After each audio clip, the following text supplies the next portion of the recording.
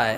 جو لوگ بلند مقام پر فائز ہوئے ہیں، جن کو مقام و مرتبہ ملا ہے، جن کا آج ہم اچھائی کے ساتھ تذکرہ کرتے ہیں، چاہے وہ نبی رسول ہو، پیغمبر ہو، چاہے صحابہ ہو، چاہے تابعین تبع تابعین ہو، چاہے اولیاء کرام ہو، یہ وہ لوگ ہیں جنہوں نے بھلائیوں کا حکم دیا، برائیوں سے روکا، اور اس وقت کے لوگوں نے انہیں آزمائشوں میں مبتلا کیا، تکلیفیں دی۔ آپ کسی بھی بزرگ کی سیرت کو پڑھ لیجئے، اس کی کتاب زندگی کے اوراق کو پلٹیے، اس کے بارے میں جاننے کی کوشش کیجئے، آپ کو پتہ چلے گا کہ اس کی راہ میں رکاوٹیں آئی، پریشانیاں آئی، لیکن اللہ نے اس کو قرآن میں بیان فرما کر ہمارے سامنے یہ بات رکھی ہے کہ دیکھو لقمان دانشور تھے، سمجھدار انسان تھے، دانشمند تھے، اور دانشمند انسان کے اندر سب سے پہلی خوبی یہ ہوتی ہے وہ توحید پر پختہ رہتا ہے، دوسری خوبی یہ ہوتی ہے وہ شرک سے بچتا ہے، تیسری خوبی یہ ہوتی ہے وہ اپنے والدین کا خدمت گزار ہوتا ہے،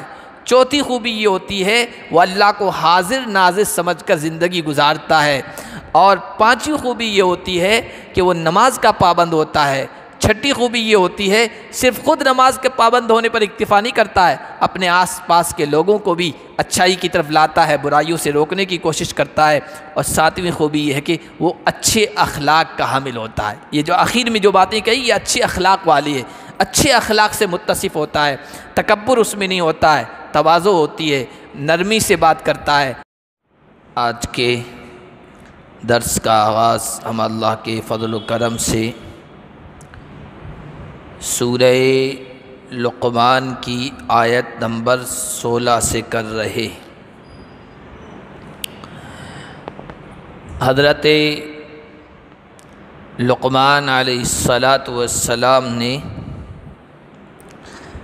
اپنے بیٹے کو جو نصیحتیں کی تھی، اللہ تعالیٰ نے اس کو قرآن کریم میں ہماری رہنمائی اور نصیحت کے لیے محفوظ فرما دیا ہے۔ ان میں سے کچھ نصیحتیں ہم پہلے 2 درس میں پڑھ چکے ہیں۔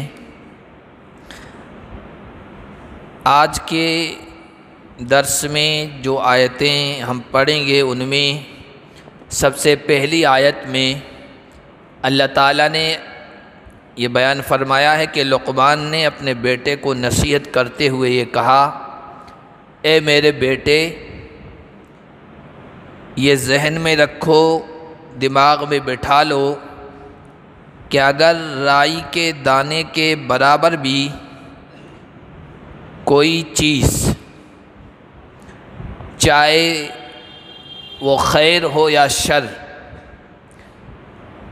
نیکی ہو یا بدی، اچھائی ہو یا برائی، جو کچھ تم کرو گے، چاہے تم اسے چٹان کے اندر، کسی غار کے اندر بیٹھ کر کرو، یا آسمان کی فضا میں کرو، یا زمین کی گہرائی میں کرو، یأتی بہا اللہ کل قیامت کے دن اسے لا کر پیش کر دے گا، تمہارے سامنے رکھ دے گا، یعنی تمہاری ہر چیز، ہر حرکت، ہر عمل یہ ریکارڈ ہو رہا ہے اللہ تعالیٰ کے یہاں۔ اپنی اولاد کو اس انداز سے تربیت دینا ہے، یہ اللہ فرما رہے ہیں حضرت لقمان علیہ السلام کی اس نصیحت کی شکل میں۔ اللہ کی معیت، اللہ ہر جگہ حاضر ہے، اللہ ناظر ہے، ہر ایک کو، ہر ایک کے ہر عمل کو، ہر حرکت کو دیکھ رہا ہے۔ بچوں کے ذہن و دماغ میں یہ بٹھانا ہے۔ یہ چیز جب اولاد کے ذہن میں ہوگی تو پھر وہ ہر نیکی کی طرف بڑھیں گے اور ہر برائی سے بچیں گے۔ یہ تربیت نہیں ہوتی ہے جس کی وجہ سے انسان نہ نیکی کی طرف رغبت کرتا ہے اور نہ برائی سے رکتا ہے۔ ہم نے اپنی اولاد کا ذہن یہ بنایا ہے کہ اولاد یہ سمجھتی ہے کہ اگر کوئی برا کام کر لیں گے تو ابا دیکھ لیں گے، امی کو پتہ چل جائے گا، رشتہ داروں کو پتہ چل جائے گا، تو جو اگر وہ دیکھ رہے ہیں تو وہ کام نہیں کرتے، اور وہ غائب موجود نہیں ہیں تو پھر انسان وہ سب کچھ کرتا ہے جو نہیں کرنا چاہیے۔ اس کے بجائے ہم اولاد کا ذہن یہ بنائیں کہ بیٹا اللہ ہر حال میں ہر جگہ دیکھ رہا ہے، تو پھر انسان گناہوں سے بچتا ہے، ورنہ صرف بڑے کی موجودگی میں گناہوں سے بچے گا، ماں باپ ہیں تو گناہوں سے بچے گا، یا وہ اگر ٹیچر ہے استاذ ہے اسے پتہ ہے کہ تفتیش آئے گی جانچ آئے گی تو وہ اچھی طرح سے کلاس میں حاضر ہوگا، اور اسے پتہ ہے کہ کوئی جانچ کرنے والا نہیں ہے تو وہ جس طرح چاہے گا پڑھائے گا۔ اسی طرح ہر انسان کا لے لیں، جس کے ذہن و دماغ میں یہ بیٹھ جائے اللہ دیکھ رہا ہے، اللہ کے یہاں سے ریکارڈ ہو رہا ہے، اللہ کل قیامت کے دن سب کچھ سامنے پیش کر دے گا، اگر وہ پھر مالک ہے وہ بھی اچھے طریقے سے کام کرے گا، اور اس کا ملازم ہے مزدور ہے تو بھی اچھے طریقے سے کام کرے گا، اگر ڈاکٹر ہے تو وہ بھی صحیح طریقے سے کام کرے گا، اور کسی اور شعبے میں اور کسی اور میدان میں ہے وہ اللہ کو حاضر ناظر سمجھ کر کام کرے گا۔ یہ ذہنیت، یہ تصور، یہ سوچ آج ذہنوں سے لوگوں سے غائب ہو چکا ہے۔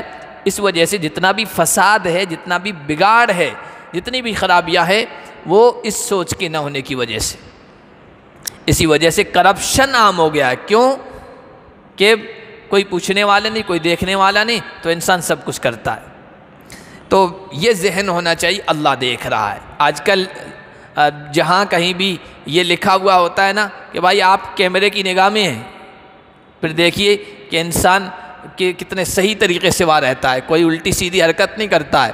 اور جب سے یہ سسٹم ہو گیا کہ سڑکوں پر بھی کیمرے لگ گئے اور وہ جانچ کر رہے ہیں، گاڑی تیز چلی پیچھے سے آن لائن آپ کے آ جائے گا جرمانہ، پھر دیکھیے گاڑیوں کی جو رفتار ہے وہ بھی صحیح ہو گئی ہے۔ کیوں کہ اب ذہن میں بیٹھا ہوا کہ بھائی سب کچھ محفوظ ہو رہا ہے اور اس کا انجام بھگتنا پڑے گا۔ اگر کیمرے کے نگاہ سے ڈرانے سے، یا والد کی نگاہ کے ڈرانے سے، یا استاذ کی نگاہ کی ڈر اور خوف کے بجائے اللہ کا ڈر اور خوف کا ذہن بنایا جائے تو پھر انسان کمرے کی خلوت اور تنہائی میں بھی گناہوں سے بچے گا۔ تو بیٹے سے یہ کہا کہ بیٹا جو کچھ بھی ہے، ان خیرن فخیرن و ان شرن فشرن، اگر اچھا کرو گے کل قیامت کے دن اللہ حاضر کر دے گا، برا کرو گے تو وہ بھی حاضر کر دے گا۔ اور اس طرح سب چیزیں ریکارڈ ہو رہی ہے کہ انسان تعجب کرے گا۔ کیمرے کی نگاہوں سے بہت ساری چیزیں غائب ہو جاتی، کیمرہ آپ کی حرکت کو نقل کرے گا لیکن بعض مرتبہ آواز اس میں نہیں آتی، آپ نے کیا بولا وہ آدمی کی پکڑ میں نہیں آتی۔ اسی طرح بہت سی مرتبہ بہت ساری حرکات بھی کیمرے سے نہیں سمجھی جاتی ہے، لیکن اللہ کے جو کیمرے ہیں وہ اتنے زبردست ہیں۔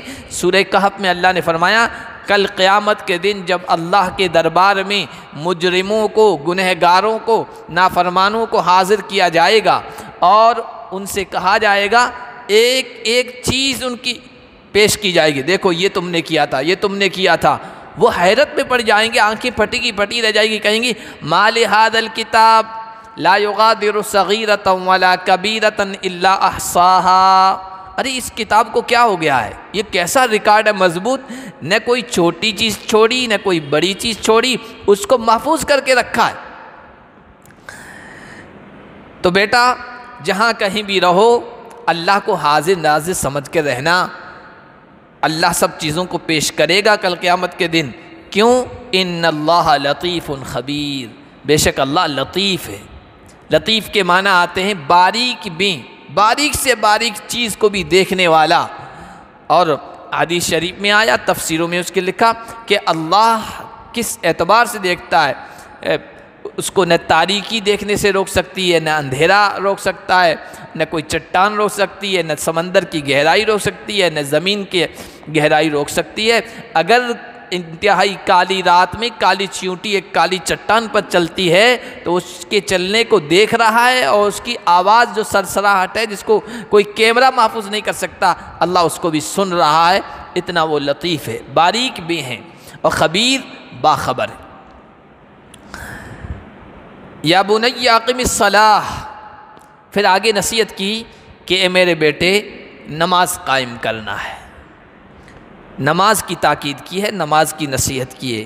نماز تمام نبیوں کا شعار رہا، آدم سے لے کر محمد علیہ السلام تک تمام نبیوں کی پہچان اور شعار نماز رہا ہے۔ تمام نبی نماز کے کاربند رہے ہیں اور اپنی اولاد کو، اپنے اہل و عیال کو اور اپنے متعلقین کو نماز کی تاکید کرتے رہے ہیں۔ قرآن میں کئی نبیوں کا تذکرہ آیا ہے، ان میں ساتھ میں آیا ہے وہ نماز پڑھا کرتے تھے۔ وَكَانَ يَأْمُرُ أَهْلَهُ بِالصَّلَاةِ، اپنے اہل کو، اپنے متعلقین کو بھی نماز کا حکم دیا کرتے تھے۔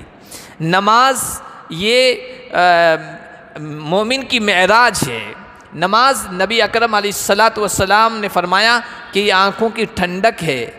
شہادتین کے بعد، اللہ کی ایک ہونے کی گواہی اور محمد کے رسول ہونے کی گواہی کے بعد، یہ اہم چیز ہے دین اسلام میں۔ دین اسلام کا پلر کہیے، مضبوط ستون کہیے، وہ نماز ہے۔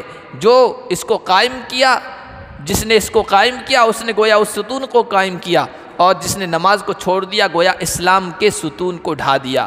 نماز وہ عمل ہے، کل قیامت کے دن سب سے پہلا سوال، اول ما یحاسب بہ العبد یوم القیامہ الصلاۃ، سب سے پہلا سوال اللہ نماز کے بارے میں کہیں گے، نماز پڑھ کے آیا کہ نہیں، نماز کی پابندی کی تھی یا نہیں۔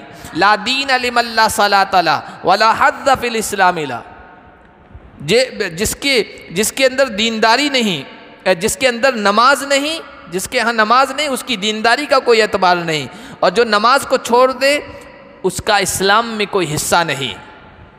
بڑی تاکید کی نبی علیہ السلام نے نماز کے بارے میں۔ تو فرمایا یا بنی اقم الصلاۃ، بیٹا نماز قائم کرنا ہے، اور قائم نماز پڑھنا نہیں ہے۔ ہر جگہ قرآن میں نماز قائم کرنا کہا گیا ہے۔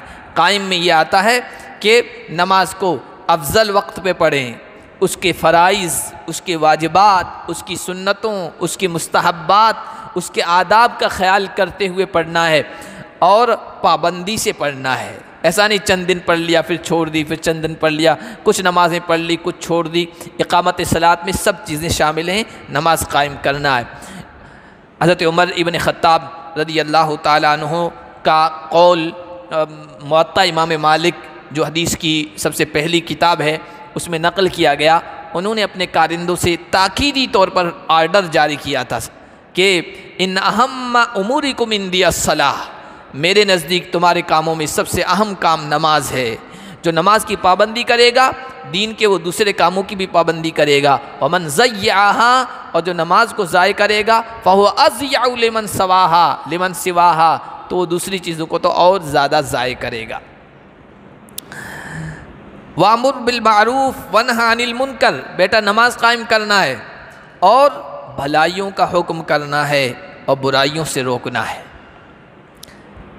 نماز قائم کرنے کے ساتھ ساتھ آپ نماز پڑھ رہے ہیں، قائم کر رہے ہیں، اس کا مطلب آپ اپنی فکر کر رہے ہیں، لیکن صرف اپنی اصلاح کی فکر پر اکتفا نہیں کرنا ہے۔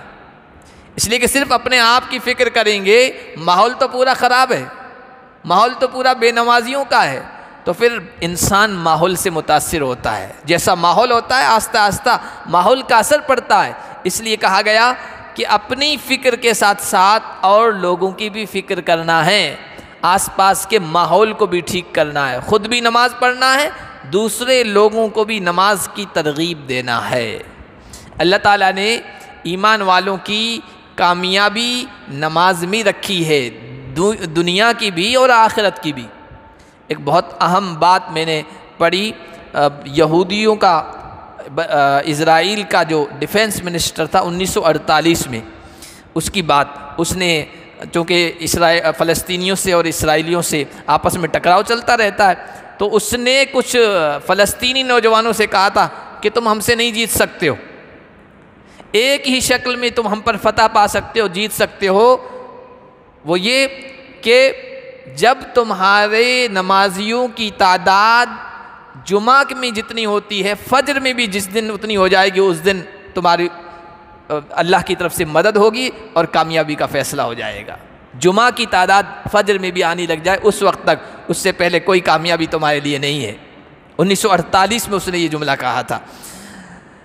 تو بھلائیوں کا حکم دینا، برائیوں سے روکنا ہے، ماحول کو اچھا بنانے کی کوشش کرنا ہے۔ یہ امت کی خصوصیت ہے، امت کو بہتر اسی وجہ سے کہا گیا ہے کہ ساری امتوں کی سردار ہے یہ امت، کیوں؟ بھلائیوں کے یہ حکم کرتی ہے اور برائیوں سے روکتی ہے۔ اللہ کے عذاب سے بچنے کی ایک شکل یہی ہے کہ ہر انسان امت کا ہر فرد بھلائیوں کا حکم کرے اور برائیوں سے روکے۔ قرآن کریم میں 9ویں پارے میں بنی اسرائیل کا واقعہ نقل کیا گیا ہے۔ ان سے کہا گیا تھا کہ سنیچر کے دن، یہودیوں سے کہا گیا تھا سنیچر کے دن کاروبار سب بند کرنا ہے۔ مچھلیوں کا شکار کرتے تھے کہ یہ سب نہیں کرنا ہے، لیکن انہوں نے گلیاں نکال لی، ہیلے نکال لیے، راستے نکال لیے۔ اس دن باقاعدہ تو شکار نہیں کرتے تھے، لیکن وہ نہر سے تھوڑا سا چھوٹا سا نالا بنا کر آگے گڑھا بنا کر رکھ دیتے تھے، تو مچھلیاں جو ہے نا اس میں آتی تھی، اس گڑھے میں جب بھر جاتی تھی تو ادھر سے وہ نالا بند کر دیتے تھے، پکڑتے دوسرے دن تھے۔ سنیچر کے دن ان مچھلیوں کو نہیں پکڑتے تھے۔ یہ شکل اختیار کر لی، برائیاں کرنے لگ گئی، اللہ کے احکام کی خلاف ورزی کرنے لگ گئی۔ تو لوگوں نے سمجھایا، کچھ لوگ ایسے تھے جنہوں نے سمجھایا تھا ایسا مت کرو، یہ اللہ کے حکم کی خلاف ورزی ہے۔ تو قرآن کہتا ہے کہ جو لوگ سنیچر کے دن مچھلی کا شکار کرنے پر آمادہ ہو گئے تھے اور وہ اصرار کرنے لگ گئے تھے، اللہ نے ان پر عذاب بھیجا، اور عذاب ایسا بھیجا کہ وہ بندر بنا دیے گئے، خنزیر اور سور بنا دیے گئے۔ لیکن وہاں قرآن میں یہ الفاظ ہیں 9ویں پارے میں کہ انجینا الذین ینہون عن السوء، سارے لوگ اللہ کے عذاب کا شکار ہوئے اور قردۃ و خنازیر بندر بنا دیے گئے، سور بنا دیے گئے، لیکن ہم نے ان لوگوں کو بچا لیا۔ انجینا الذین ینہون عن السوء، جو برائیوں سے روکا کرتے تھے، یعنی نہی عن منکر کا فریضہ انجام دیتے تھے، کہتے تھے ایسا مت کرو، یہ گناہ ہے، یہ معصیت ہے، یہ اللہ کے حکم کی خلاف ورزی ہے، ان کو تو ہم نے بچا لیا، باقی جنہوں نے گناہ کیا تھا ان کو ہم نے زبردست عذاب میں گرفتار کیا۔ تو بھلائیوں کا حکم دیجئے اور برائیوں سے روکیے۔ سب سے بڑی بھلائی، سب سے بڑا معروف وہ توحید ہے۔ اسی لیے تمام نبیوں کا سب سے پہلا فریضہ، سب سے پہلا کام تھا کہ ان اعبدوا اللہ واجتنبوا الطاغوت۔ نبیوں نے یہ کہا ایک اللہ کی عبادت کرو، توحید کو اختیار کرو، اور سب سے بڑی برائی شرک ہے۔ اس لیے تمام نبیوں کے فریضے میں یہ شامل تھا، سب سے پہلے توحید کا حکم دیتے تھے اور کہتے تھے سب سے بڑی برائی اور شر شرک سے بچو، واجتنبوا الطاغوت، شرک سے بچو۔ تو سب سے زیادہ توحید کا حکم دینا ہے، توحید کو بیان کرنا ہے، اور شرک سے لوگوں کو روکنا ہے، شرک کی مذمت و برائی بیان کرنی ہے۔ اس کے بعد جتنی بھی معروف ہیں، جتنی بھی بھلائیاں ہیں، جتنے بھی خیر ہیں، جتنی بھی نیکیاں ہیں، لوگوں کو بتانا ہے، اور جتنا شر ہے، منکر ہے، برائی ہے، ان سے رکنے اور باز رہنے کی تاکید کرنی ہے لوگوں کو۔ یہ اللہ کے عذاب سے بچنے کا ذریعہ اور سبب ہے۔ اللہ نے فرمایا فلولا کان من القرون من اولی بقیۃ ینہون عن الفساد فی الارض، کیوں نہیں ہوئے کچھ لوگ جو زمین میں فساد اور بگاڑ سے لوگوں کو روکتے، منع کرتے؟ اگر ایسا کرتے تو وہ ہمارے عذاب سے بچا لیے جاتے۔ اور دوسری جگہ فرمایا اگر لوگ اصلاح کرنے والے ہیں، برائیوں سے روکنے والے ہیں، جس سماج اور جس معاشرے میں ہوں گے، تو ہم ایسے لوگوں کو ہلاک نہیں کریں گے، تباہ نہیں کریں گے۔ وَاصْبِرْ عَلَىٰ مَا أَصَابَكَ، تیسری چیز یہ کہی کہ جو کچھ تمہیں پہنچے اس پر صبر کرنا ہے۔ دیکھیے بھلائیوں کا حکم کریں گے، برائیوں سے روکیں گے نا، تو دنیا کی اکثریت، لوگوں کی اکثریت بڑی تعداد گناہوں میں مبتلا ہے، شرک میں مبتلا ہے، بدعات میں مبتلا ہے، گناہوں میں مبتلا ہے، معصیت میں مبتلا ہے، جوا سٹا کھیل رہی ہے، اور بھی بہت ساری رسم و رواج، یہ سب شریعت کے خلاف چیزیں ہیں۔ جب انسان اس پر بولے گا تو ظاہر سی بات ہے ادھر سے طعنے ہوں گے، ادھر سے تنقیدی ہوں گی، ادھر سے مخالفت ہوگی، ذہنی طور پر ٹینشن دینے کی کوشش کی جائے گی، پریشان کرنے کی کوشش کی جائے گی، بعض مرتبہ جسمانی طور پر تکلیف دینے کی کوشش کی جائے گی، اور تمام نبیوں کے ساتھ یہ ہوا ہے، تمام رسولوں کے ساتھ یہ ہوا ہے۔ جو جتنا زیادہ بھلائیوں کا حکم کرے گا، برائیوں سے روکے گا، اتنی زیادہ ان کو تکلیف پہنچائی جائے گی۔ نبی علیہ الصلوۃ والسلام نے اسی لیے فرمایا کہ اوذیت فی سبیل اللہ ولم یؤذ احدا واخفت فی اللہ وما یخاف احد۔ مجھے اللہ کی راہ میں اتنی اذیت دی گئی، تکلیف دی گئی کہ کسی اور کو نہیں دی گئی، اور مجھے اللہ کی راہ میں اتنا ڈرایا گیا کہ کسی اور کو نہیں ڈرایا گیا ہے۔ تو جب یہ کام انسان کرے گا نا، برائیوں سے روک ٹوک، برائیوں پر روک ٹوک، تو پھر تکلیفیں آئے گی لوگوں کی طرف سے۔ تو کہا گیا وصبر، صبر کرنا ہے، صبر کا دامن تھامنا، برداشت کرنا ہے، اس لیے کہ کامیابی کی کنجی صبر ہے۔ اللہ تعالیٰ نے فرمایا انہ من یتقی ویصبر، جو تقوی اختیار کرے گا اور جو صبر کرے گا تو یہ اچھا کام ہے، اور اچھے کام کرنے والوں کے اجر کو اللہ کبھی ضائع نہیں کرتا ہے۔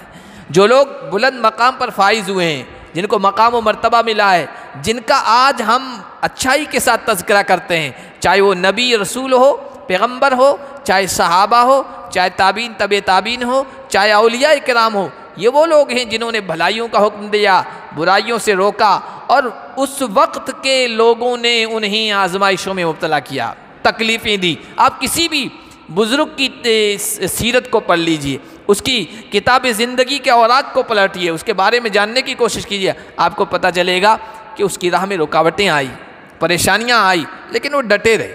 حضرت خواجہ معین الدین چشتی اجمیری رحمۃ اللہ علیہ کی سیرت پڑھ لیے، جب وہ یہاں آئے اور کام شروع کیا تو وقت کے بادشاہ کی طرف سے کس طرح سے ان کو آزمائشوں میں ڈالا گیا، تکلیفیں دینے کی کوشش کی گئی، لیکن وہ جمے رہے، اللہ کی مدد بعد میں آئی۔ صبر یہ اللہ کی مدد کو لانے والی چیز ہے۔ کوئی آپ کو ستا رہا ہے، کوئی آپ کو پریشان کر رہا ہے، کوئی آپ کی مخالفت کر رہا ہے، خاموشی کے ساتھ افوض امری الی اللہ، میں اپنا معاملہ اللہ کے حوالے کر دیتا ہوں۔ پھر دیکھیے صبر ایسی سواری ہے جو اپنے سوار کو کبھی گرنے نہیں دیتی۔ صبر ایسی سواری ہے، مطیتن، عربی مقولہ، صبر ایسی سواری ہے جو اپنے سوار کو کبھی گرنے نہیں دیتی ہے، یعنی صبر کرنے والے کی اللہ مدد ضرور کرتا ہے، کبھی وہ ناکام نہیں ہوتا ہے۔ تو وَاصْبِرْ عَلَىٰ مَا أَصَابَكَ، جو کچھ تمہیں پہنچے تکلیف اس پر صبر کرنا، حوصلہ مت ہارنا، ہمت مت ہارنا، ڈٹے رہنا نیکیوں پر، برائیوں سے روکتے رہنا۔ إِنَّ ذَلِكَ مِنْ عَزْمِ الْأُمُورِ، بے شک یہ پختہ معاملات میں سے ہے، بہت اونچے کاموں میں سے ہے، بہت دل گردہ چاہیے اس میں، اور یہ ان کاموں میں سے ہے جن کی شریعت تاکید کرتی ہے۔ وَلَا تُصَعِّرْ خَدَّكَ لِلنَّاسِ وَلَا تَمْشِ فِي الْأَرْضِ مَرَحًا۔ آگے حضرت لقمان نے اپنے بیٹے کو یہ نصیحت کی ہے لوگوں کے ساتھ کس طرح پیش آنا ہے، اخلاق سکھائے، معاملے کے، لوگوں کے ساتھ معاشرت کے، رہن سہن کے، کہ لوگوں کے سامنے اپنے گال کو مت پھلانا، گال پھلانا یعنی تکبر مت کرنا، اتراہٹ میں مت آنا، اور اپنے آپ کو بڑا مت سمجھنا، لوگوں کو حقیر مت سمجھنا۔ لا تصعر خدک للناس، اور زمین میں اکڑ کر مت چلنا۔ ان اللہ لا يحب كل مختال فخور، اللہ اکڑنے والے کو اور اترانے والے کو اور بڑی بڑی باتیں کرنے والے کو، شیخی بگھارنے والے کو، فخور فخر کرنے والے کو، میں ایسا میں ایسا میں ایسا میں اللہ کو پسند نہیں ہے کسی بھی شکل میں۔ یہ تکبر ہے، میں تو صرف اللہ کو زیب دیتا ہے، میں یہ کرتا ہوں، میں یہ ہوں، میں یہ ہوں، یہ صرف اللہ کو زیب دیتا ہے، اللہ ہی کی ذات کو اچھا لگتا ہے، باقی تو سب حقیر ہیں، باقی تو سب فانی ہیں، باقی تو سب ختم ہونے والے ہیں، کسی کی کوئی حیثیت نہیں۔ آج اچھی حالت میں ہے، کل پتہ نہیں کیا ہو جائے گا، آج امیر ہے کل غریب ہو سکتا ہے، آج مقام و منصب پر ہے کل بغیر منصب کے ہو جائے گا، آج دنیا کا سب سے بڑا آدمی ہے، وزیر اعظم ہے تو کل اسیر اعظم ہو جائے گا، یعنی سب سے بڑا قیدی بن جائے گا، قیدی نمبر 1۔ آج تو پرسن نمبر 1 ہے، کل قیدی نمبر 1 بن سکتا ہے۔ دنیا میں حالات ہم دیکھتے رہتے ہیں۔ بس ایک ذات ہے جس پر کوئی اتار چڑھاؤ نہیں، جس کے سامنے کوئی نشیب فراز نہیں، بس ہمیشہ غالب رہنے والی ذات وہ اللہ کی ہے، باقی سب فانی ہیں، تو ان کو اترانا بھی اچھا نہیں لگتا ہے، اور اللہ اترانے والوں کو پسند نہیں کرتا ہے۔ اسی لیے حدیث میں بھی آیا، اللہ کے نبی صلی اللہ علیہ وسلم نے بیان فرمایا، اللہ نے میری طرف یہ وحی کی، ان تواضعوا، متواضع بن کے رہو، اپنے آپ کو چھوٹا سمجھو اور چھوٹا سمجھ کر زندگی گزارو۔ لا یبغی بعض علی بعض ولا یفخر بعض علی بعض، کوئی کسی پر زیادتی نہ کرے، کوئی کسی کے سامنے فخر نہ کرے، اطراحت نہ کرے۔ اور یہ اللہ نے میرے پاس وحی کی کہ جو تواضع اختیار کرے گا، اپنے آپ کو چھوٹا سمجھے گا، اللہ اسے بلند کرے گا۔ اور تکبر وضعہ اللہ، جو تکبر اختیار کرے گا اللہ اسے گرا دے گا، اللہ اسے ذلیل کر دے گا۔ تکبر کسی بھی شکل میں مت کرنا، اپنے بیٹے کو یہ نصیحت کی ہے۔ اللہ فرماتے ہیں، حدیث قدسی ہے، تکبر، کبریائی، بڑائی یہ مجھے ہی زیب دیتی ہے۔ الکبریاء ردائی والعظمت ازاری فمن نازعنی واحدا منہما قذفتہ فی النار۔ کبریائی یہ میری چادر ہے، میرا قمیص ہے یوں کہیے، اور عظمت، بڑائی یہ میری چادر ہے، نیچے ازار ہے۔ جو کوئی ان کو چھیننے کی کوشش کرے گا میں اسے پھینک دوں گا جہنم میں، اور کوئی پرواہ نہیں ہوگی، اس کی کوئی پرواہ نہیں کروں گا میں۔ ہمارے ایک بزرگ نے بہت اچھی بات کہی تکبر کے سلسلے میں کہ دیکھو تکبر یہ شیطان کی صفت ہے، اور اپنے آپ کو چھوٹا سمجھنا یہ انسان کی صفت ہے۔ شیطان آگ سے پیدا کیا گیا ہے، آگ کے مزاج میں اوپر اٹھنا ہے، آگ آپ جلائیے اوپر اٹھنے کی کوشش کرے گی، وہ شیطان کی صفت ہے۔ اور خاک، مٹی، انسان مٹی سے پیدا کیا گیا ہے، مٹی کو آپ اوپر بھی اڑاؤ تو پھر وہ نیچے آئے گی، ڈھیلے کو آپ اوپر پھینکو پھر وہ نیچے آئے گا۔ تو خاک کی فطرت میں اپنے آپ کو چھوٹا سمجھنا ہے، اپنے آپ کو نیچا سمجھنا ہے۔ یہ ہوگا تو ٹھیک ہے، اور میں آ جائے گا تو پھر اللہ ایسا تماشا دکھائے گا کہ میں کرتا کرتا تو کرے گا۔ اتنی مثال دی کہ پہلے زمانے میں یہ جو سردیاں آ رہی ہے، رضائیاں بناتے ہیں، گدے بناتے ہیں، اب تو مشینیں آ گئی روئی دھونکنے کے لیے، روئی کو نرم کرنے کے لیے مشینیں آ گئی ہے۔ پہلے زمانے میں وہ ایک خاص آلہ ہوتا تھا، لکڑی ہوتی تھی، اس میں وہ ایک پٹھا ڈال دیتے تھے، آنت ڈالتے تھے بکری وغیرہ کی، اور پھر اس کو روئی رکھ کر یوں مارتے تھے تو روئی اس سے دھنکی جاتی تھی، نرم پڑ جاتی تھی، پھر اس کے ذریعے سے گدے بناتے تھے۔ تو کہتے ہیں کہ بکری جو ہوتی ہے نا، بکری یہ میں بہت کرتی ہے، میں جو آواز نکالتی ہے میں ہی کرتی ہے۔ تو دیکھو جو میں کرتا ہے نا، اس کو قصائی لے جاتا ہے، اس کو ذبح کرتا ہے، اس کے ٹکڑے ٹکڑے کرتا ہے، بوٹی کرتا ہے، اس کا جو پٹھا ہوتا ہے، جو آنت ہوتی ہے نہیں ٹوٹنے والی، اس کو وہ جولاہا لے جاتا ہے، بستر بنانے والا، روئی دھوکنے والا، اور اس کو اپنے اس اوزار میں لگاتا ہے، اور پھر وہ روئی صاف کرتا ہے نا، تو تانت کو یوں کھینچ کے جب مارتا تھا نا، تو اس کو کھینچنے کے بعد وہ جب روئی سے لگتی تھی تو اس سے آواز آتی تھی تو کہتے جو میں کرتی تھی اس سے آج آواز کیا آ رہی ہے، تو اس کو اتنا مٹا دیا گیا۔ یہ تو ایک تجربے میں اور مشاہدے میں بات آتی ہے، اس کے ذریعے سے مثال سے انہوں نے سمجھایا ہے، اور حقیقت یہی ہے، جو تکبر کرتا ہے اللہ پھر اس کو ذلیل کر دیتا ہے، پھر تماشا خلق خدا دیکھتی ہے، مخلوق دیکھتی ہے۔ اس لیے یہ نصیحت کی کہ تکبر نہیں کرنا ہے، اترانا نہیں ہے۔ اب تکبر کیا ہے؟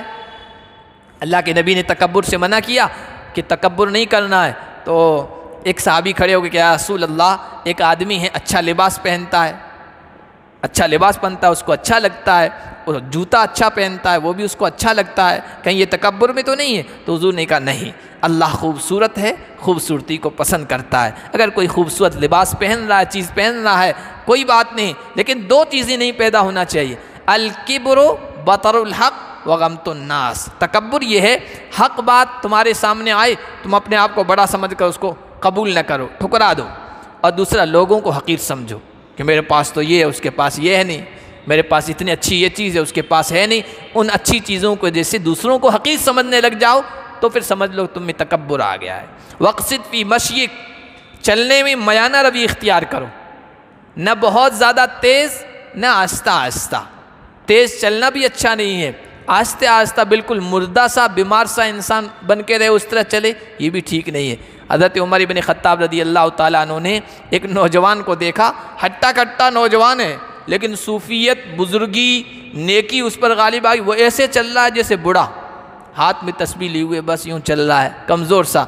ایک درہ لگایا، کیا کوئی کمزوری ہے تجھ میں؟ کہا نہیں، وہ سیدھا چل، صحیح طریقے سے جس طرح نوجوان چلتے ہیں اس طرح چل۔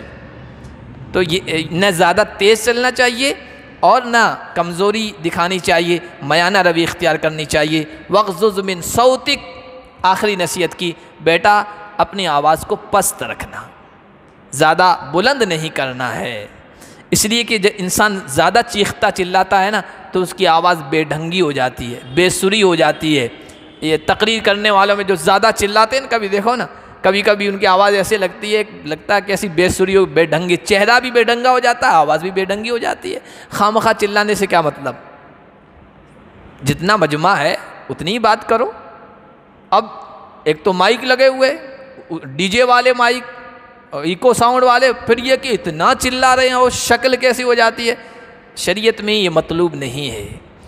تو شریعت یہ تو کہتی ہے، قرآن حضرت لقمان کی نصیحت کے انداز میں کہہ رہا ہے اپنے آواز کو پست رکھنا ہے، جتنی ضرورت ہو اتنی ہی بلند کرنا ہے۔ کیوں؟ ان انکر الاصوات لصوت الحمیر، آواز اگر دیکھیں تو سب سے بلند آواز گدھے کی آواز ہوتی ہے، لیکن اتنی ہی وہ ناپسندیدہ ہوتی ہے، ناپسندیدہ آواز گدھے کی آواز۔ سفیان ثوری فرمایا کرتے تھے ہر مخلوق جب آواز نکالتی ہے وہ اللہ کی تسبیح کرتی ہے، الا صوت الحمیر، لیکن گدھے کی آواز وہ تسبیح نہیں ہوتی ہے، وہ شیطان کو دیکھتا ہے تو وہ چیختا ہے، چلاتا ہے اور بہت زور سے آواز نکالتا ہے، اور منکر و ناپسندیدہ اس کی آواز ہے، اس لیے زیادہ چیخنا چلانا بھی نہیں چاہیے۔ یہ چند نصیحتیں ہیں جو حضرت لقمان نے اپنے بیٹے کو کی تھی، اور اللہ نے اس کو قرآن میں بیان فرما کر ہمارے سامنے یہ بات رکھی ہے کہ دیکھو لقمان دانشور تھے، سمجھدار انسان تھے، دانشمند تھے، اور دانشمند انسان کے اندر سب سے پہلی خوبی یہ ہوتی ہے وہ توحید پر پختہ رہتا ہے، دوسری خوبی یہ ہوتی ہے وہ شرک سے بچتا ہے، تیسری خوبی یہ ہوتی ہے وہ اپنے والدین کا خدمت گزار ہوتا ہے، چوتھی خوبی یہ ہوتی ہے وہ اللہ کو حاضر ناظر سمجھ کر زندگی گزارتا ہے، اور پانچویں خوبی یہ ہوتی ہے کہ وہ نماز کا پابند ہوتا ہے، چھٹی خوبی یہ ہوتی ہے صرف خود نماز کے پابند ہونے پر اکتفا نہیں کرتا ہے، اپنے آس پاس کے لوگوں کو بھی اچھائی کی طرف لاتا ہے، برائیوں سے روکنے کی کوشش کرتا ہے، اور ساتویں خوبی یہ ہے کہ وہ اچھے اخلاق کا حامل ہوتا ہے۔ یہ جو آخر میں جو باتیں کہی یہ اچھے اخلاق والی ہے، اچھے اخلاق سے متصف ہوتا ہے، تکبر اس میں نہیں ہوتا ہے، تواضع ہوتی ہے، نرمی سے بات کرتا ہے، بلند آواز اس کی نہیں نکلتی ہے۔ اللہ پاک ہم سب کو ان نصیحتوں پر عمل کرنے کی توفیق عطا فرمائے۔ سبحان اللہ بحمدہ، سبحانک اللہم ونشہد ان لا